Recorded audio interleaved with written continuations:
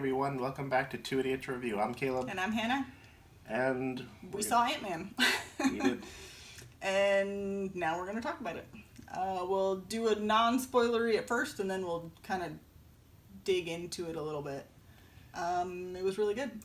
Yeah, I mean, as far as non-spoilers go, I mean, we're like, 20 movies into the MCU, so, yeah. I mean, do I really need to tell you to go see it? I mean, true, but, I mean, it has action, it has comedy. I mean, Actually, we won't tell you what it is. I mean, we'll talk about it in the spoiler section of it. But there was one part. It had one scene that might have been the funniest scene in the whole MCU. Like, yeah. I was like crying. MCU. I mean, like... That might just be pushing cinema history. Yeah, not cinema history, but it was definitely just, it was... I was almost in tears. Me too. It was so funny. But yeah, like the fight scenes are really good. The action, everything's... everything's very well done. So if you haven't seen it and you're maybe wondering, go check it out. How is this going to, affect the MCU? Like, is it really important to go see it? I mean, I feel like it is. Yes. I feel like there are definitely some aspects that are going to take into effect into Avengers 4, which comes out next May. So you may want to, I know it's a long time away, but you may want to watch it so that way you know kind of what Ant-Man has gone through, where he currently is as a character heading into Avengers 4, because they're gonna have to explain some stuff. Yeah, and so now we're gonna get into the deep dive. So if you haven't seen it, click off. Well, subscribe and subscribe, first, and then click off. Boom. So yes, it was very funny. A lot funnier than the first one was funny, but this one just way outdid it. Before we get into that scene, all right, let's just get into it. He was like a child.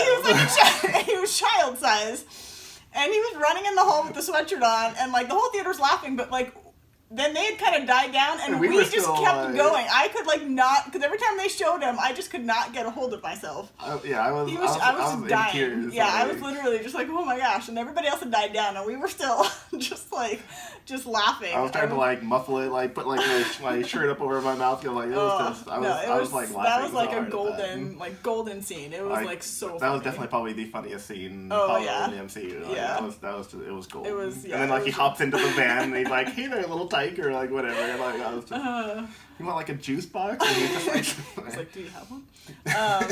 So it was really funny. But it also had a very good story. Which they kind of, at the end of the first Ant-Man, you knew that they were going to be going after Janet to get her from the quantum realm or whatever. But so it had a really nice story. One thing I liked was that the villain wasn't really a true villain.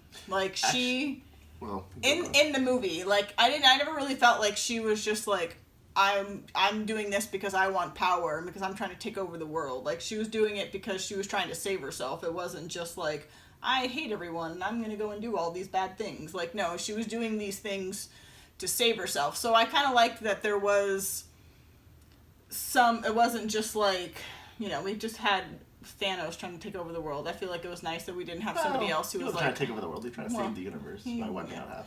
But so it was nice that we didn't have someone who was just out for power. She just wanted to save herself. So I kind of liked that take on this villain, and it was kind of a nice balance. Where actually, I didn't care for Ghost, actually. Oh, really? I felt like her character was kind of useless within the whole story. I feel like they could have plucked her character out of the movie and it still would have been the same movie. I don't think so, because she was the antagonist, so Well, but they also had the other group that was trying to go after... Well, see, now I think they could have been taken out and it wouldn't affect the story, because I just feel like she was the one that was kind of halting their plans, because if she wasn't in it, but, it would have just been a free reign to get Janet. The movie would have been 45 minutes. But they could have incorporated that other group a little bit more. And see, I wish they would have stepped them back, because I just thought they were...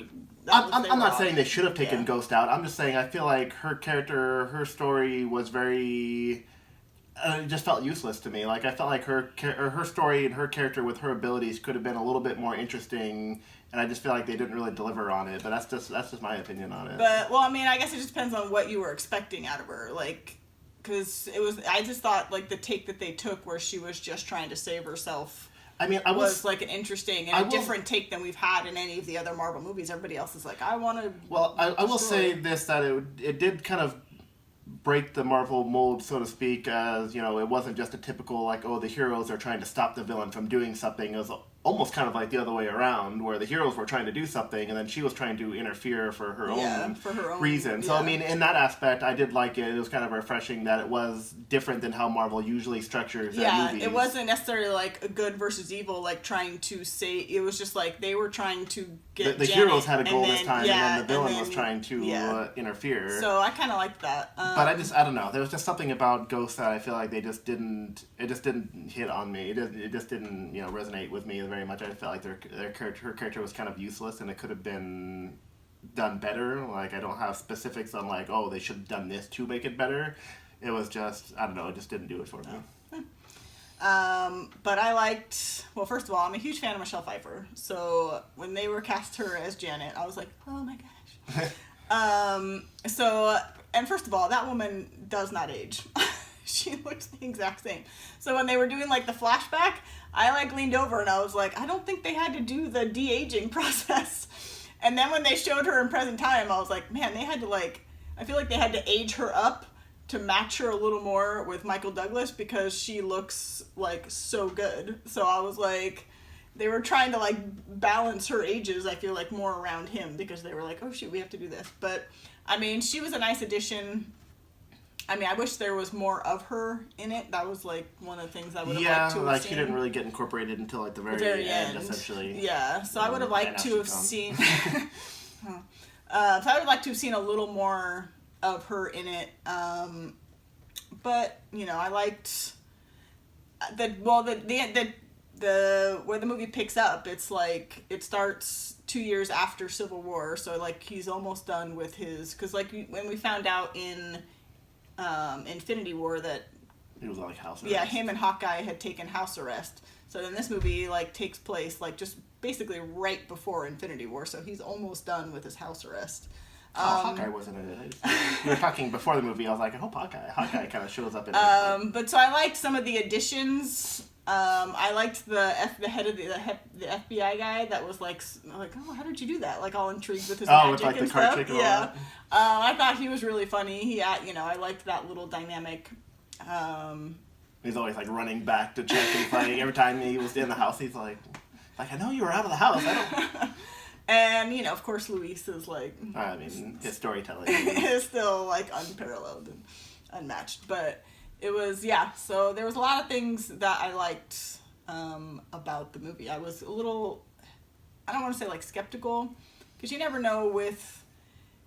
Because the first one kind of took me by surprise, so I was kind of like, oh, wow, that was, like, really good, and I really liked it. And so then the second one, I'm like, I don't know, like, how's it going to be?